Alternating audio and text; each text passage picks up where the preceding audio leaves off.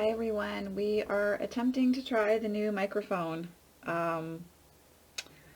for this video, so we're going to see how it goes, if this works or not. I'm sure you will all give me feedback, and I will keep working on adjusting everything and trying to get things figured out for the channel as far as sound goes. So it's been a little bit. November kind of had some unexpected things come up in November, so I haven't been able to make as much videos as I had hoped to, and I do apologize for those of you who are looking forward to more videos on the channel this month. But I thought today we would talk a little bit about connecting with deity and ways that we can do that in our card work on our paths. Because I've had a lot of people ask me lately, you know, that they really want to connect with deity, but they're unsure, they don't know how, it's not feeling right, it feels clunky, it doesn't feel connected. And I've made videos about this on the channel before, and if I remember, I will post links to those other videos below, because I'm sure that I will be saying some very similar things to what I had said in those videos. However, it did feel like perhaps a new video on this might be helpful for some of you who are, you know, in the month of November feeling a little bit stuck in regards to experiencing a deeper level of connection with deity for themselves. So I think when we hear, you know, especially when we first come to a pagan or a spiritual path that embraces working with deity, whether we choose to look at deity as an aspect of ourselves, a higher aspect of ourselves, an energetic aspect of ourselves, or whether we look at deity as actual beings, actual entities that we are connecting with on our spiritual path, and of course we always have the freedom of choice there. We hear about, you know, other witches or other people who follow pagan paths connecting with deity, and it sounds so powerful and intense, and we want to have that experience ourselves. And so, you know, what do? Like we start like imagining what it's going to be like to connect with them, and maybe we create like an altar for a deity we really desire to connect with. And sometimes it can feel a little bit disappointing when we don't have the experience that we really were hoping to have, or that we had heard other people have had in the past, and it can feel a little bit of a letdown. And then we can feel like, well, what am I doing wrong? Like, am I broken? Is there like, can I not access this? This really doesn't feel authentic for me? Is this not a part of my path? So there are many ways that we can connect with deity. And we're going to talk about some of those various ways today. And the other thing I want to say is, you know, a lot of times we look at the really romanticized aspects of our spirituality, and we forget that there is a chop wood carry water part that comes into our spirituality. And it's really romantic to think of, oh, I'm sitting there, and you know, even when I you know, just recently did a blog post on Eros, and like, you know, the way I describe that connection with him is romanticized as well. Or the way I've described connecting with Isis, because it's like very romantic envisioning of, oh, you know, connecting with deity. And sometimes it is that way. If you are blessed with a very active imagination and have worked with your intuition, you can really have these very like kind of sock you in the gut type of connections when deity comes in to work with you. But very often it doesn't happen that way. And there is again, a chop wood carry water aspect to this that comes into the picture in order for us to have kind of that kismet experience with deity. And I just want to offer that for you if you're feeling like, what's wrong with me? Like, why isn't my deity showed up for me? Number one, deity is an expression of the divine and is always present with us. So this isn't something that you have to do something in order to get it. But when you devote yourself to a practice of sorts, it allows that muscle, just like our intuition, to become really fine-tuned. And then we start to pick up on the frequency in a really delicious way that is very fulfilling for us on our paths. So for most of us, we don't just wake up and then smack dab we have this really powerful experience with divinity, and we know who we are working with, and like we ride off into the sunset and we get married, right? Like, that's not how it actually works. So typically, you know, when you are deciding that you want to connect with deity, there is that like reevaluation, revising process where you're also looking at like what it is that you believe about the divine. Is that an energy that exists within you? Are you an expression of the divine, or are you the divine? There are all these like very kind of philosophical, spiritual questions that we tend to explore when we start to interact with deity. And those are valuable questions. Those are things that it's wonderful to journal about, to meditate about, to go on walks, and think about while we're walking, and decide for ourselves what feels right for us on our path. And we might reference other individuals who've had experiences that we value, or we might do research and read books on this subject. All of those things are like the chop wood, carry water part that help us to be open to an experience with divinity. So there are a myriad ways that deity can show up. I'm going to talk about just a few of them here today. So you can either have an experience where deity chooses you, or you have an experience where you invoke deity, right? So I'm giving you two options, but of course there's like within that a myriad of like other things. Like sometimes it's a little bit you chose them and then 70%, like 30% you chose them, 70% they came through, or vice versa, right? Like all of this there are aspects of, or gradations of, the opposite end of the spectrum there, right? So when deity shows up for us, typically they will reveal themselves. Either we might have a dream, or we might have an experience either through meditation or path working, or they might just bam show up for us. Like just to use my most recent example with Eros, like I was just kind of hanging out, and then I felt like, oh my God, someone's knocking on my door, and there's Eros, right? Okay, so you can have that type of an experience, or they can visit you in your dreams, and it can be really powerful and intense, or it can be soft and gentle. So this is a way that deity can choose you. But once deity's chosen you, like, the journey doesn't end with one meeting most of the time.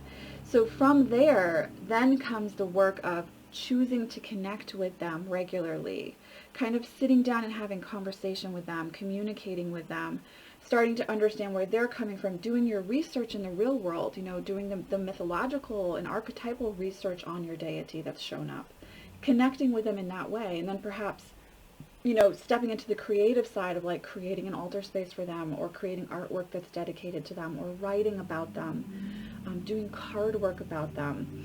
All of these things are ways in which we continue to build the connection with the divine.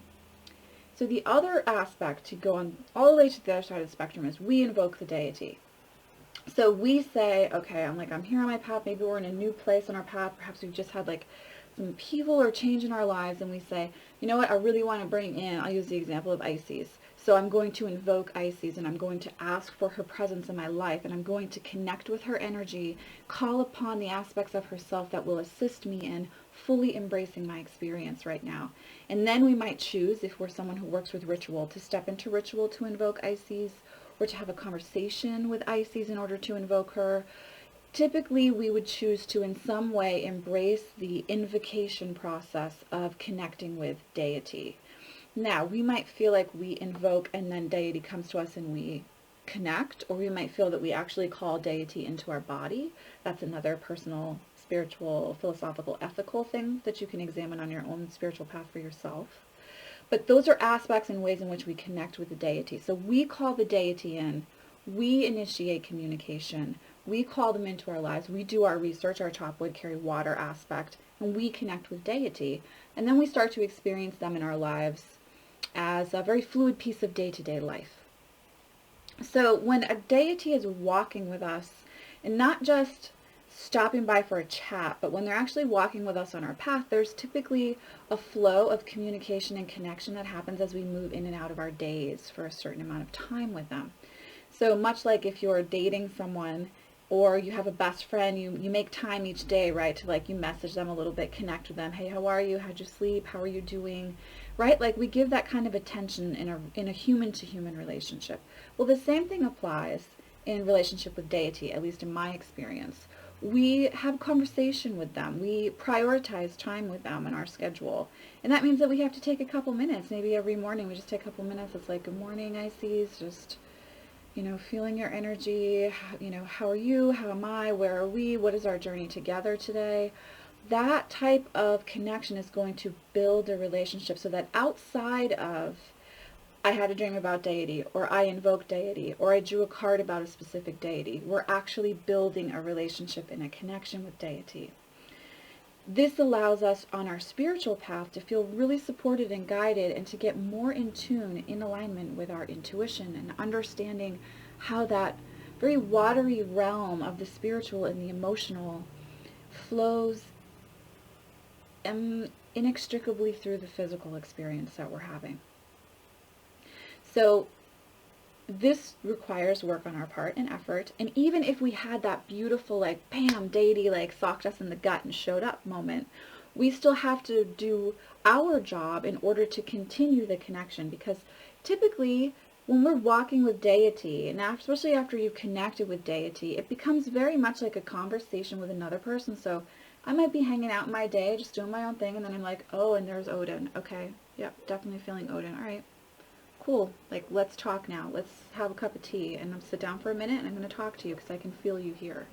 So, or maybe I'm really struggling with something, and then I might call upon the Morgan and say, Morgan, I need your presence right now. Please, I need to feel your energy right now. Can you assist me at this time?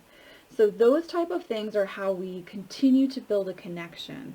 It's not, we're always connected to aspects of the divine in ourselves, but when we call upon it, again, we help to build kind of this, like, beautiful safety net, and this thing that we can trust as we're moving through our lives, where we do feel really supported energetically, even if we don't feel supported in the physical. We have this energetic support as we're moving through our days. And this is what many of us are looking for when we're looking to connect with deity. And so how we do that is by devoting time in our busy lives, understandably so, and so for some of us that will be more finite than others, and connecting with them through conversation, through, connection perhaps with sacred items, and through communication. And this can be as fun or as serious as you would like it to be. They have senses of humor as well, and you'll find that. Some deity is, like, really hysterically funny. Some deity is more serious. Again, you're going to discover their personality as they settle into how they're going to work with your personality as well.